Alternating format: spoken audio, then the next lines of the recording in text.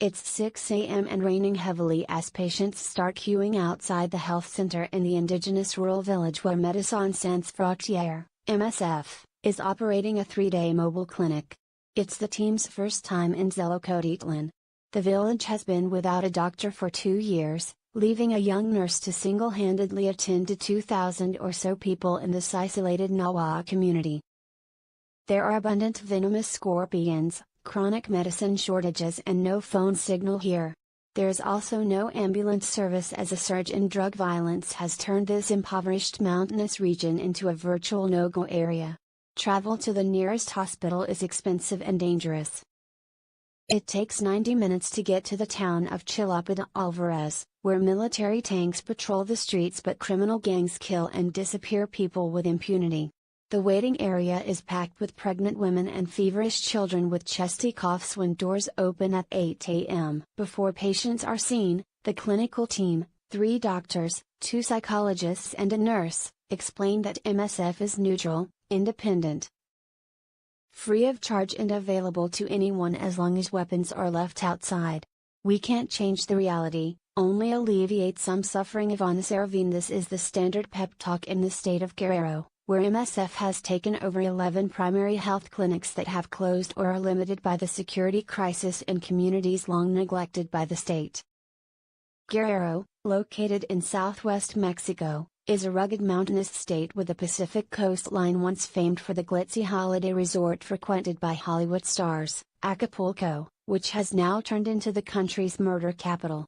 The state is ravaged by dozens of heavily armed warring gangs vying over transit routes and poppy production in the mountains. Last year the region's murder rate reached 69 per 100,000 inhabitants, more than 3 times the national average. Comparatively, the UK's murder rate is 1 per 100,000. The World Health Organization classifies 10 homicides per 100,000 people as characteristic of endemic violence. In addition, there's a heavy military presence and many communities like Zelokotitlan have created armed self-defense forces. In this zone, 700 or so elected volunteers patrol 68 communities to guard against suspicious poppy cultivation and criminal gangs.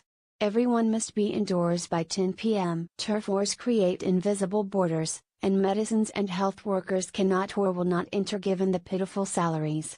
As a result, children go unvaccinated, risky pregnancies are undetected and patients with chronic conditions like diabetes, hypertension and epilepsy develop life-threatening complications.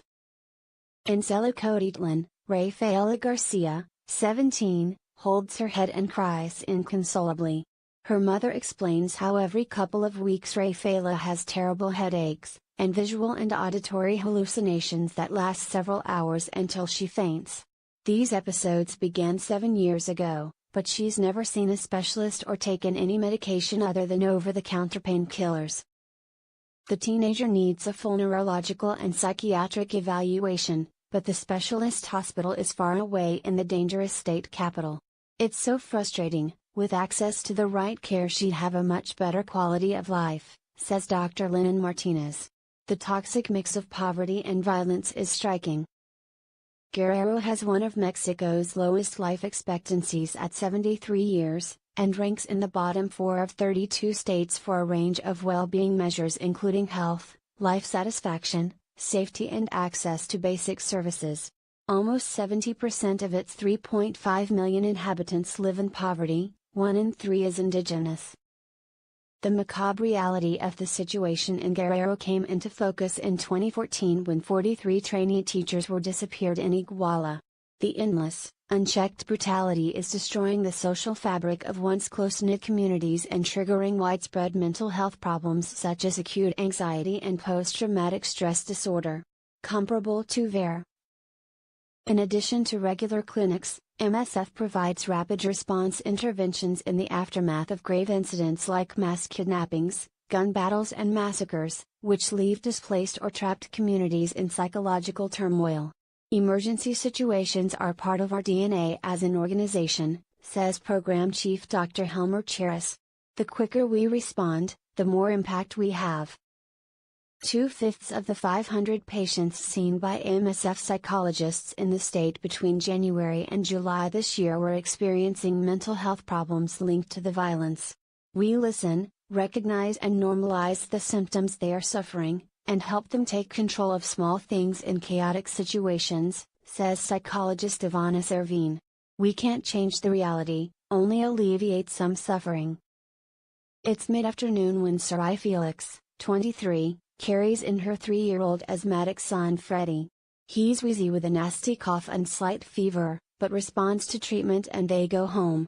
A few hours later after nightfall, Sarai returns as Freddie is struggling to breathe. The doctors administer several doses of medication to reduce inflammation and open up his lungs, including corticosteroids which Sarai would usually pay for at the Chilapa hospital. The return car fare after dark is £50, 10 times what her husband earns as a farmhand. By morning Freddie is breathing more easily but still too weak to walk, so his mother carries him home wrapped in an embroidered shawl. They will be back for next month's mobile clinic. The mobile clinic moves to the neighboring municipality of Zitlala where a health counselor was murdered days earlier. The team set up camp in a church about 15 minutes drive from the rural community Tolwaltimpanapa. The clinic closed here 4 years ago. It's unclear how the drug war engulfed this tiny canton. MSF doesn't pry, but the campesinos turned poppy farmers are said to be allied to one criminal group and at odds with powerful town caciques, chiefs. Local authorities have no idea how many unvaccinated children, pregnant women or sick people there are. Almost 30,000 people were murdered in Mexico last year, making it the most violent on record. The newly elected president has pledged to rethink the failed war on drugs. It's a huge challenge. Homicides are up 16% in 2018 and Guerrero is one of 5 states issued with a do not travel warning by the U.S. State Department, the same classification given to war-torn Libya and Yemen. MSF's health clinics are not a permanent solution. The NGO's current mandate in Guerrero ends in 2020, but around 20% of health centers in this mountainous region are currently closed or without a doctor. The high numbers of victims of violence are comparable to what we'd expect in a classic war, or perhaps even higher, says Charis. We'll stay here, as long as we're needed. Some names have been changed to protect identities.